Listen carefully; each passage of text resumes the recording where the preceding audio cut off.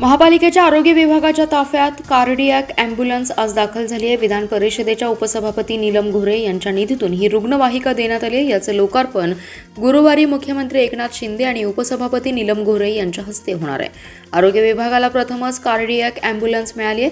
आयुक्त शुभम गुप्ता यांनी महापालिकेच्या आवारात या अँब्युलन्सची पाहणी केली। ही अँब्युलन्स गीतांजली सेवाभावी संस्थेला देण्यात येणार असून त्या संस्थेकडून रुग्णवाहिका चालवून रुग्णांना सेवा दिली जाणार आहे। यासाठी शिवसेनेच्या उपनेत्या सुनीता मोरे यांनी विधान परिषदेच्या उपसभापती नीलम गोऱ्हे यांच्याकडे पाठपुरावा करून सदरची रुग्णवाहिका मंजूर करून घेतली।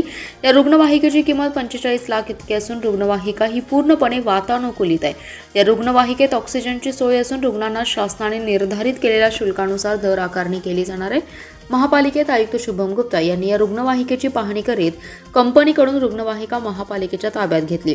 यावेळी शिवसेना नेत्या सुनीता मोरे, राहुल मोरे, महापालिकेचे वैद्यकीय आरोग्य अधिकारी डॉक्टर वैभव पाटील, जलनिस्सरण अभियंता चिदानंद कुर्णे, कार्यशाळा प्रमुख तेजस शहा, विनायक जाधव, वैद्यकीय अधिकारी डॉक्टर अलका तोडकर आदी जण उपस्थित होते। ही रुग्णवाहिका महापालिकेकडून रीतसर करारपत्र करीत गीतांजली सेवाभावी संस्थेच्या स्वाधीन करण्यात आली।